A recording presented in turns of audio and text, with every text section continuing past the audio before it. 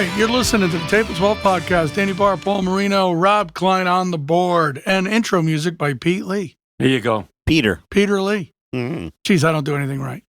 Well, I just told you his name. I don't know how you can forget you know what? that. I have trouble. It was 5 minutes ago. It was 2 minutes ago. All right. Pete is not wrong. I'm sure there's people in his life that call him Pete. I don't know. Well, Peter Alonso, he doesn't want to be called that. He has to be Pete Alonso. Pete Alonso. Yeah. Well, but, Well, tonight the Knicks open up their finals, Eastern Conference. Semifinals. Eastern Conference Finals, though. Okay. Semifinal. Against the Cavaliers at the Garden. In the bracket, it would be a semifinal game. Yes. Okay. Yeah, but they call it the Eastern Conference Finals. And what do they call the other one? Western? Yes. Okay. Western Conference Finals. Sorry. Yeah. So divided by the Mississippi, is it? So the Cavaliers Pistons went 7 games, which last week we talked about. If the Knicks finished early, the best case scenario would be for the Knicks that they played a 7-game exhausting series, no matter who came out of it. The Cavaliers won Game 7 in Detroit to have the right to play the Knicks. Now, why is it good for the Knicks? Well, now they get the home court advantage because they wouldn't have had it with Detroit. That's correct. So we're looking forward to that tonight, 8 o'clock ESPN. Does the layoff hurt, Dan? I don't know. I think for the Knicks had a lot of guys banged up, including OG Anunoby, and he had a good 2 weeks off from the time he played and got hurt to opening tonight. So I think having everybody back and getting a little rested is going to help. Now, will there be any rust involved? There might be. I can tell you as a Jet fan, yeah, the Jets always lose the first game back from bye week. Yeah, but don't they lose every week? I'm just saying the odds are the Jets are going to lose. I mean, the Giants don't win either, but up until this point. So anyway, basketball does more damage to the body than most people realize. I think it's the highest injury. Because it's just a constant movement. You can turn either way. On the hard floor. Yeah. A lot of ankles and knees. Yep.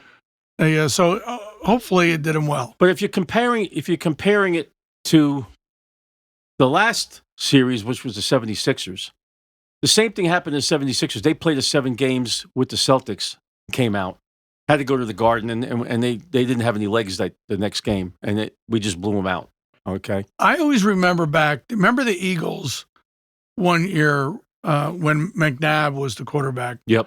And they clinched like in August. I mean, like they were by far the best team in the NFC. Clinched in August. I was being sarcastic, Oh. But like they clinched way in advance. And for the last month of the season, regular season, they rested. What's his name? The Chiefs coach used to coach the Eagles. Oh. Okay, at least it's not just me. Well, now you got me thinking about something different. Well, he rested his players, and they lost. They never made it to the Super Bowl that year. They were the best team in the NFL, and they didn't make it to the Super Bowl because they were resting so much. So I always think of that one because sometimes I think you lose your rhythm. Totally different sport. Well, I understand basketball and football are different. I really do. I was doing an analogy. Here we go with the analogies again. So go ahead. No, I'm just saying that, the Knicks could come out a little flat, but it's a 7-game series. They'll have their legs in the fourth quarter. Maybe the Cavaliers won't. So, look, I think it's going to be a long series. I think the Knicks should win in 6. And the Cavs are coming off a very tough series. They are. That's what I'm saying is that they.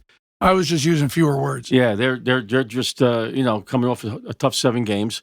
Now, could they push it 7 against the Knicks? Yeah, they could push it to 7. But then we have the game at the Garden. That's the difference. Right.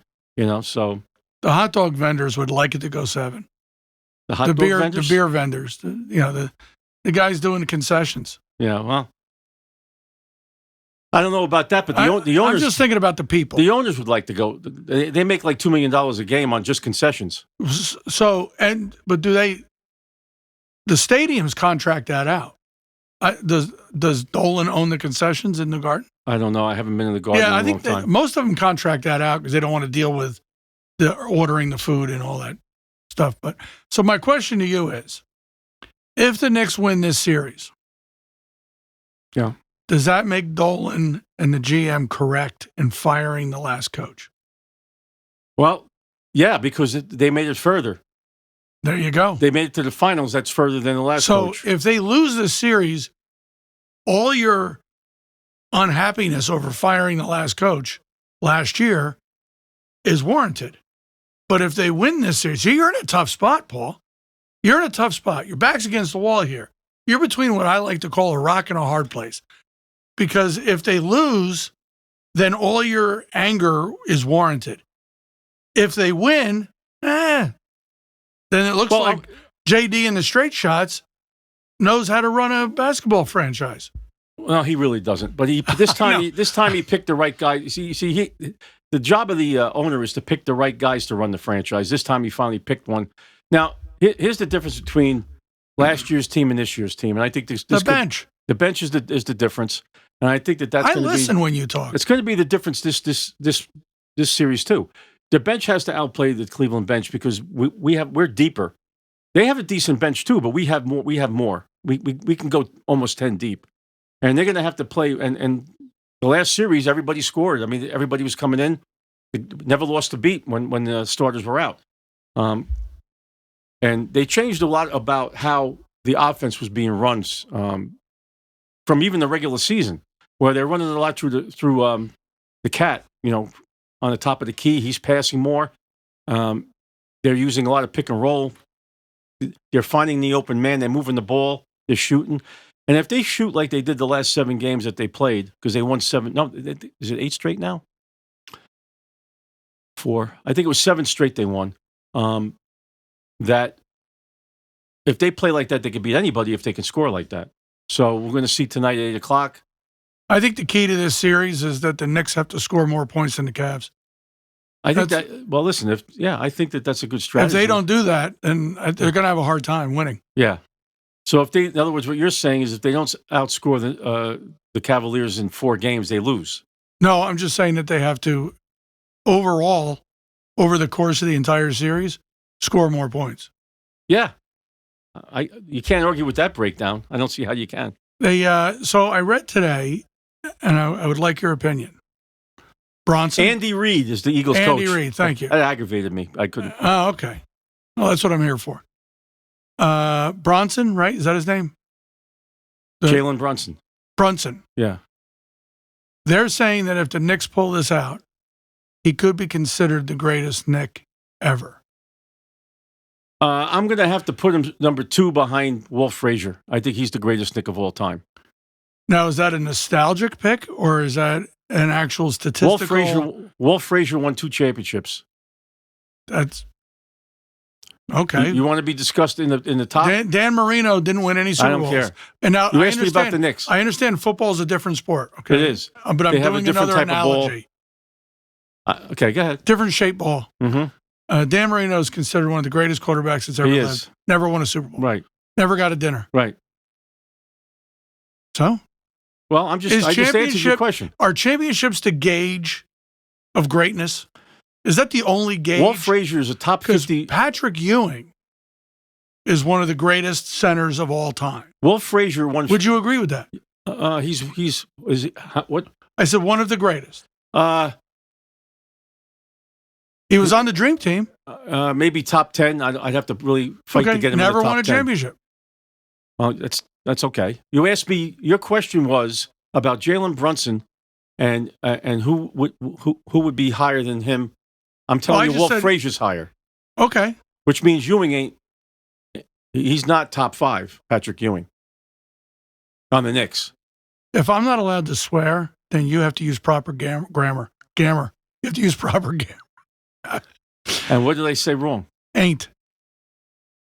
Look, I'm from Hudson County. Sometimes we're talking here. See, I went to Hamburg. We didn't learn the word ain't. Can we stick to the point? Okay. You asked me? Go ahead. You asked me a question.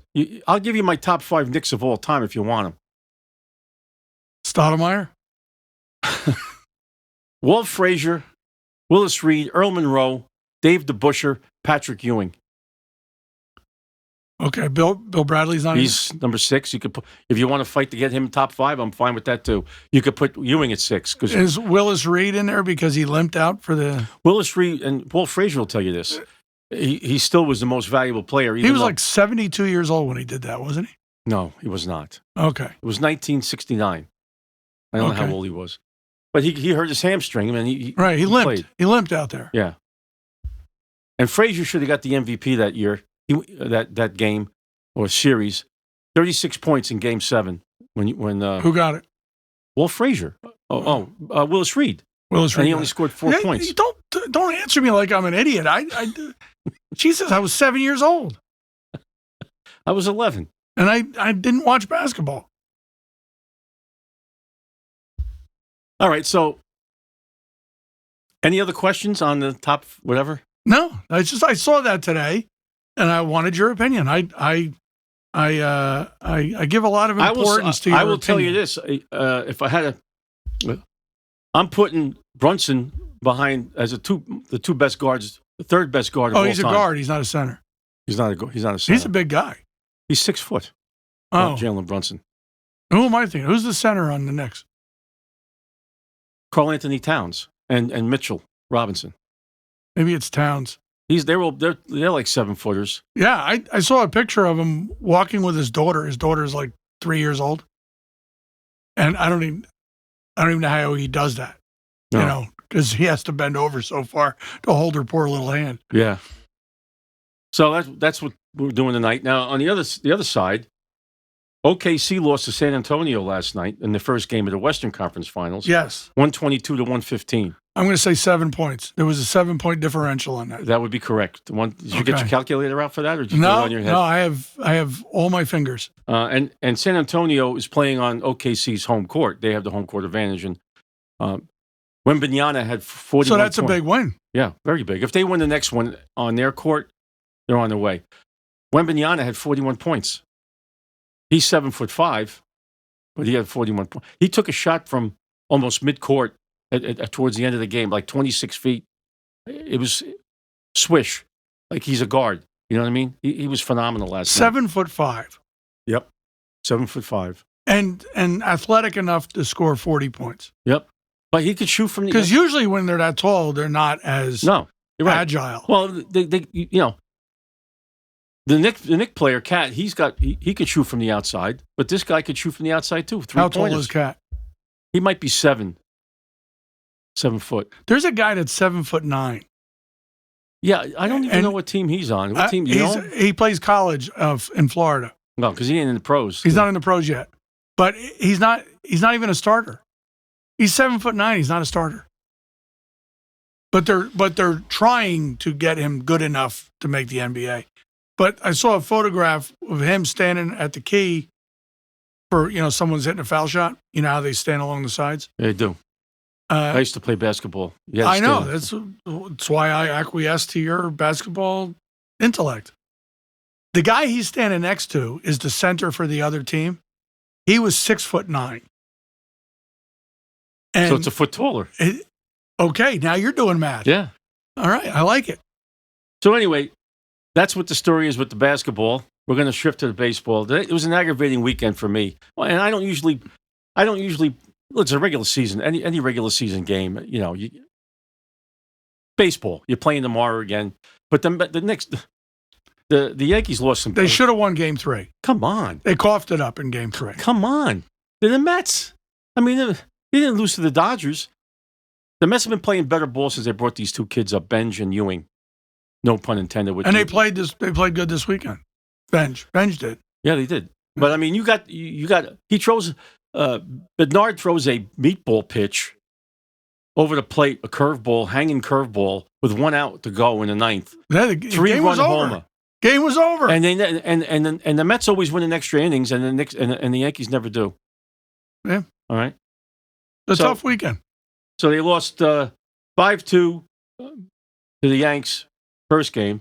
Then the Mets won 6-3 the second game, and then they won 7-6 in the third game. I have that exact same thing written down right here. Do you? I do. Just trying to keep up with you. All right. So I anticipated you reading the scores, so I wrote them down so I could follow along. the Yankees bounced back last night, and they had a 7-6 win. They had 2 home runs late, 2-run homers. Is that Toronto they're playing now? Yeah. Yeah. And That'd be up in they Canada. bounced back. They bounced back. That's in Canada. And the Mets, they won another game. The Washington Nationals had 2 chances to win, just like the Yankees did. Austin Wells has been horrible, by the way. Came up twice. First pitch, double play with the Met game. He's been terrible. Okay. The problem with the Yankees is they got 5 players batting under 200, almost automatic outs in their lineup, and that's why they're having trouble. Plus, the bullpen is not that good. It's not holding up. They've been pitching pretty good this year. Their And starting they've been pitch has scoring been good. a lot of runs. The starting pitch has been good. Things have quieted down the last couple of weeks. Right. Because if Ben Rice or Bellinger or Judge aren't hitting, they got no other. They're not getting it from anybody else. Now, last night, Bellinger hit a 2-run homer and Jazz Chisholm hit a 2-run homer. They were down 5-3. So Bellinger tied it up, and then another 2-run homer by Jazz Chisholm. And in the 9th inning, Bednard gave up 1 run, so it was 7-6. But they hung on. So, like I said, though, baseball's still a long season, and the Yankees are 29-19, and the Mets are 21-26 as they pulled out a game last night. They scored 10 runs in the top of the 11th or top of the 12th. Wow. 10 runs. So it was 6-6. It was 16-6 going into the bottom of the 12th. And then Washington got 1 run back. So the final score was 16-7. And they had bases loaded, 1 out, 2 chances to knock the guy in the ninth. The bottom of the ninth, they couldn't do it. The Nationals aren't that good either. Give the Mets credit, though. They've won, they've improved their record now. But I think they haven't really played. Look, none of the good teams they played, they haven't played the Braves yet. They haven't played the Phillies yet. The Phillies are scoring. Their record's been great since Mattingly. I think they're 15-4 since Mattingly came back. So that's the baseball side of it. You have anything to add on the baseball, Dan? I think you covered it. Thank you. Well done. Thank you, sir. And I know we had some golf this weekend. You want me to do that before MMA? Yeah, do the golf, then we'll do MMA. Okay, PGA Championship. Young kid, Aaron Rai, won his first tour tournament by winning a major. And, reminiscent of John Daly winning the PGA for his first tournament win. He was 9 under, but the amazing thing was he was 6 under for the last 10 holes. He was 3 shots back approaching the turn and then just lit it up. He made a 40-foot putt for eagle on the 8th hole, and then there was no stopping him. And on the 17th hole, he made a 68-foot putt for birdie. Now, when I was watching, I watched it a little bit periodically. There was a point where on Saturday, everybody was 4 under. They were it was like 6, 7 guys. I think 8. It got to 8 people. It was like the most 4 in history of that many people going into the next, towards the end of the third day. And then somebody went, then the next, was it Sunday? No, Saturday. Somebody went 5 under, I think, to finish the day. And I don't know if that was the same guy. Rai went 6 under to win the thing. They said, because Ronnie was down for Thursday, he said the wind was bad. But the wind seemed to die down. Thursday and Friday were tough rounds. And then Saturday started improving, and Sunday was pretty good, from what I understand. Yeah. Weather got beautiful down there. Ronamink, and just outside Philly, Newtown. Yeah. But John Rahm, from the Live Tour, had his best appearance since he went to Live. He was 6 under. Rory just couldn't do a thing. Excuse me, Rory, Xander, and Scheffler were all 1 under on Sunday. So they just couldn't get anything going. Excuse me.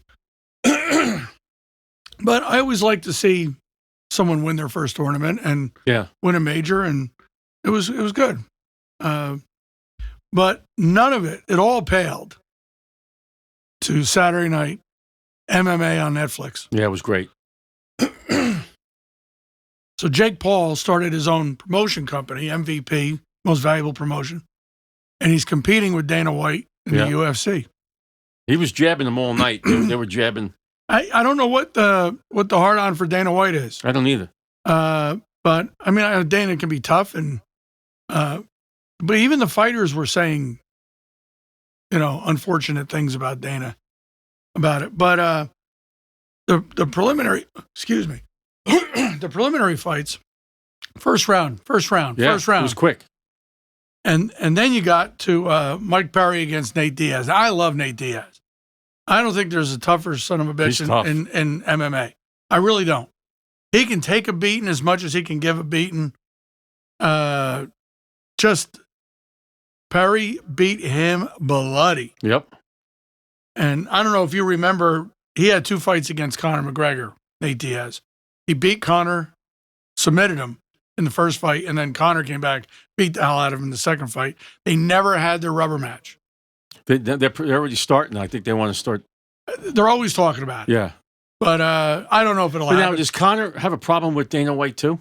No, he's fighting in the UFC. He's got a fight coming up against Max Holloway.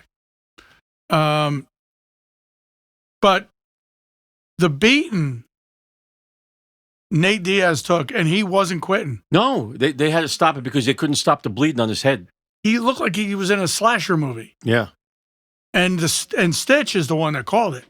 Stitch is the one that looked at Big John McCarthy did Ronda's fight. The guy with the long braided mustache. Yeah. Gretsch Gulch, I don't know his something name. like that. Stitch, the corner guy, he's a legend in corners.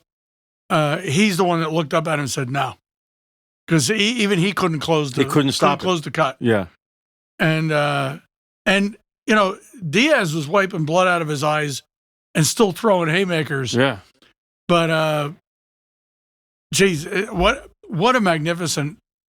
I mean, if you had money on Nate Diaz, it wasn't a great fight for you, but he just impresses me. His toughness just impresses me every time I watch him fight. Yeah, he would have kept going if he wasn't so cut up. He won't quit.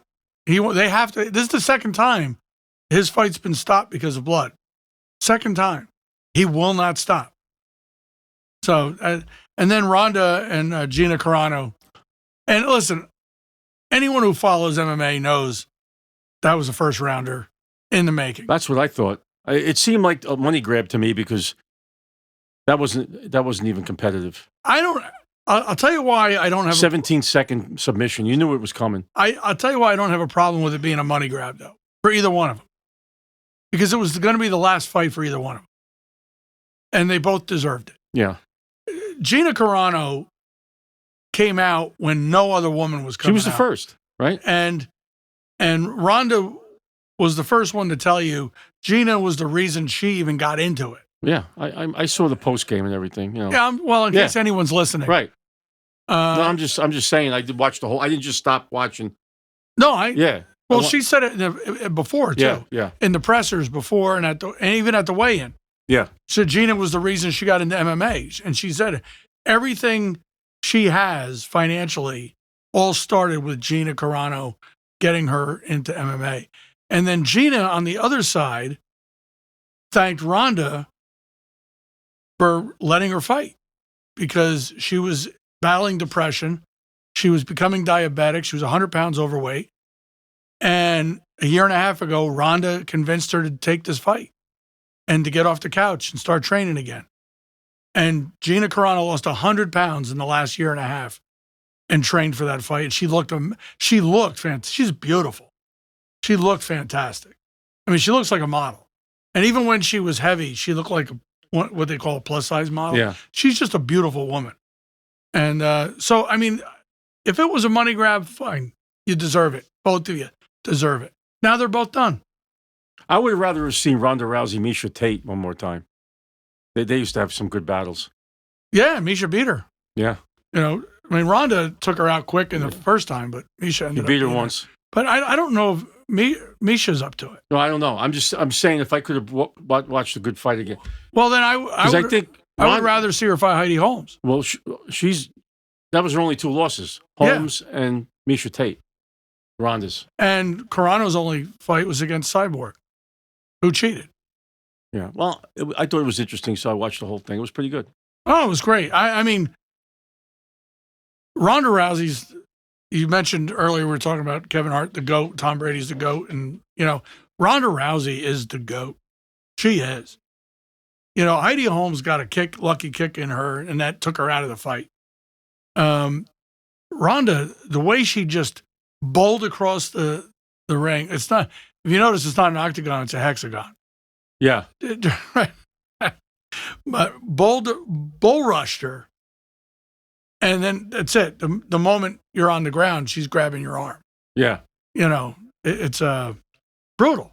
And she said, I wouldn't have, even though it's she likes to Gina Carano, I wouldn't have hesitated to break her arm if she didn't submit. Oh, well, that's it. That's your job. Yeah. You know, but it was funny. They asked Ronda in the ring and they asked her in the press conference a stupid question. Do you wish Gina could have gotten a couple of shots in before you took her out? And she's like, no, why would I do that? My husband and kids are watching this. Why would I want them to see their mommy get punched? Yeah. No, her job was to take her out as quick as possible. And she did. It was predictable. I mean, anyone who follows Ronda Rousey knows it's predictable. Yeah. But I just love her. Yeah. I just love the way she fights. I liked her in wrestling. She did good in wrestling, too. And, you know, she took the nickname Rowdy. She asked permission for that. Long before she met Roddy Piper. She was a fan of Roddy Piper. And she asked The family. if she could use that nickname to honor him. But she was a fan when she was a kid, she was a fan of Roddy Piper.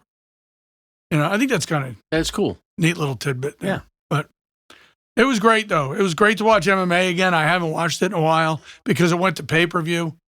But now UFC's on Paramount. And if Jake Paul's, you know, he's got his agreement with Netflix. So Now we can watch it because I got both, too. yeah. So I'm glad to be watching it again. You know, back when they were doing pay-per-views, I was the one that talked to Cottage into signing that 7-fight deal with the pay-per-view. And I remember going there to watch it. the first five, I think we went to one of them. when John Jones broke his leg. Yeah. It was, That was brutal. the last two events, they had like nobody there. I felt really bad, you know, but they did it because that was the only way we could watch it was if if a bar bought it. Yeah. But they had John Jones at the table interviewing him. I don't know if you saw that between fights. That John Jones was at the event and they had him up. The No, I announcers didn't see were that. interviewing Maybe him. maybe I. And he's training Gable Steveson right now for MMA.